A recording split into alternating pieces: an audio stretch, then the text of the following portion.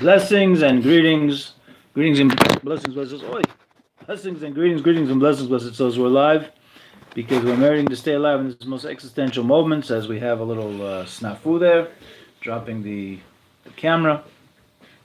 This humble presentation is dedicated Ilan Nishmas, the elevation soul, my dear mother-in-law, Rivka Fortuna Aleh Shalom Bas Daniel Alav Shalom, and for Bochra Tamim Rebbe Eliyahu Ben Menachem Mendel Hashem Yinkom Domo, and also today is a propitious time, a Eis Ratzon, a favorable time, being that 69 years ago was the day of the ascension to the next level of life of the 6th Chabad Lubavitcher Rebbe, Rabbi Yosef Yitzhak Schneerson of Lubavitch, who lived from 1880 until 1950 when he went to the next level of life on this very day.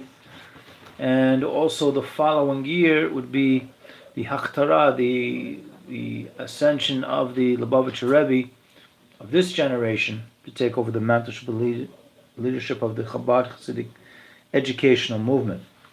We're extracting some words which are rooted in the teaching of a Maimar Chassidic Discourse delivered by the Lubavitcher Rebbe, 7th Rebbe, called Shvivin Chavivin. All sevens are cherished. From the Basir Lagani series, I Came to My Garden, based on a verse in Shir Hashem, Song of Songs. This Chassidic Discourse, which I'm extracting inspirations from, teachings from, was delivered in Tafshin Yutes, 5,719 years blazing and grazing into the creation since the original stewards of earth, Adam and Chava, were revealed, Adam and Eve, corresponding to 1959. So here we go. Blessed souls, picture within your blessed intellect, drawing from the eye of the intellect of your blessed heart, a conversation, or at least the beginning of one, to bring to the table of human discussion, namely to address the importance and growing awareness of eliciting divinity down here and within this blessed earth, lahamshit elokusa yisparech, ala aretz betocha aretz. Now this issue, and the importance of this issue, of eliciting divinity, elokus, godliness, upon and within this blessed earth, is not relegated to any spiritual elite class of human beings, rather that each and every one of us should realize and internalize each one of us can play a role in collaborating, in encouraging the entire human family experience to become aware of such an issue, to bring to the table of discussions all around the world. Again, the discussion is how to reveal godliness in this world. Now, such a discussion would bring us into a wide range of topics to cover, from understanding the connection between a plank of wood, falsehood, and connection. Etzishitim, sheker, or kesher. Or kerish, sheker, and kesher. Now, this allegorical plank of wood relates to the physicality of this world, which seeks to grow and magnify according to its own terms. A tree grows according to its own terms. A blue whale grows according to its own terms of its divine design. A blade of grass, a human being. Then there's falsehood, this distortion of human consciousness, when human beings develop and magnify all forms of physicality to the exclusion of the true purpose why physicality was created. And last but not least, this whole idea of connection, kesher, is to bind up the energy, to bind up the physicality of this world, this very corporeal world, and to redirect and sublimate the false, distorted forms of human consciousness, how human consciousness can distort the purpose of human development and animal development and vegetative development and inanimate development. For instance, I was thinking about this before this presentation, the whole idea of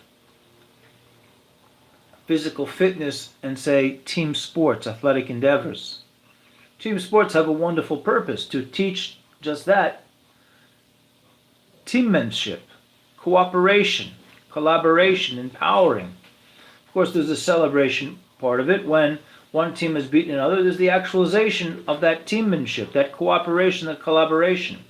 But instead, human beings, when certain individuals, different sports, let's say baseball, football, and basketball, have these God-given talents and become not only participants of these professional level of athletic endeavors, that they become star and superstars, and then they start to be worshipped not as an idol, but they are idolicized, so to speak, by their adoring fans, and then the subject of all that admiration sometimes gets carried away with their ego, because so much human energy has been directed to praising them, and then they can act in a way that's distorted to the purpose of their human consciousness. Then you have other athletes who play with a sense of God-given mission, regardless of what their faith is. And personally, I just one example, Brendan Marshall, who was an all-star, a superstar type of wide receiver in the National Football League, at the beginning, after his career started off, in terms of his performance in a positive way, but he was having conflicts with players and coaches, and he later discovered that he had personality disorder. Now, I believe he's retired from the game of football, but he serves as a spokesman to show how even a person with a severe mental illness is not stigmatized by it, but actually is removing the stigma for himself and for others with a severe mental illness, so to speak. By the way, as a parenthetical mention, we all have some sort of disability, because we're all mortal human beings. We're not immortal. We're not eternal yet. That will take place in the future time of the redemption, going into the world to come. But that's a talk for another day.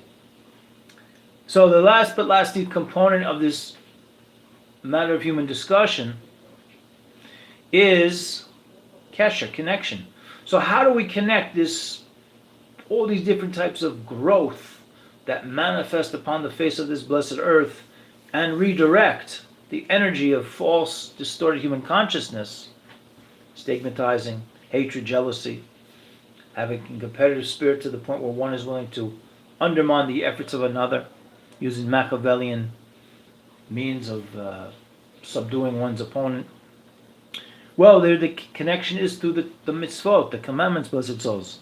7 universal ones for the nations of the world, the blessed children of Noah, and the 613 for the children of Israel, and as well, those 7 universal commandments for the children of Noah should be understood. They are 7 prototypes. I mean, they branch out into others. So there are many, many other more commandments connected to just those universal 7 commandments, which you can learn more about just Googling up the topic on the internet.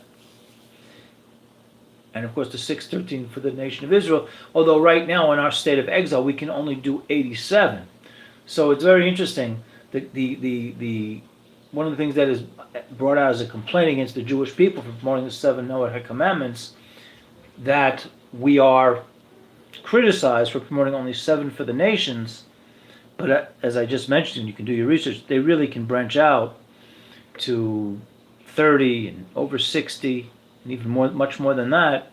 While we of Israel are limited to only 87 commandments, because we do not have a temple and we don't bring sacrifices, and certain matters applying to a king, and certain matters in terms of ritual purity cannot be applied right now until the red heifer is revealed, speedily in our days with the coming of the Mashiach.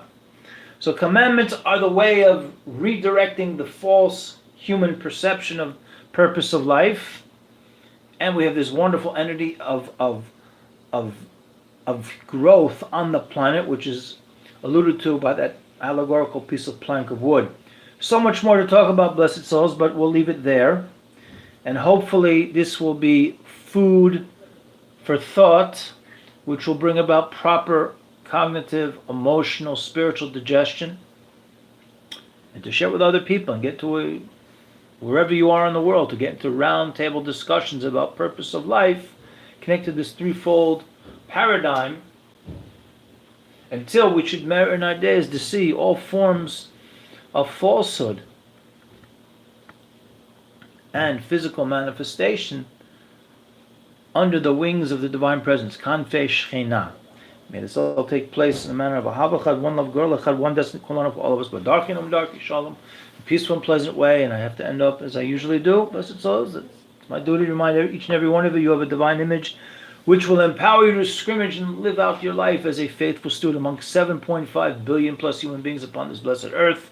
This is anti-eugenic Torah, because I've got to be good, you've got to be good, we've all got to be good, because Ateva Tov Laheitiv, it's the nature of the good to do good, Creator who so patiently waits for all of us to activate our goodness. May it be speedily in our days right now.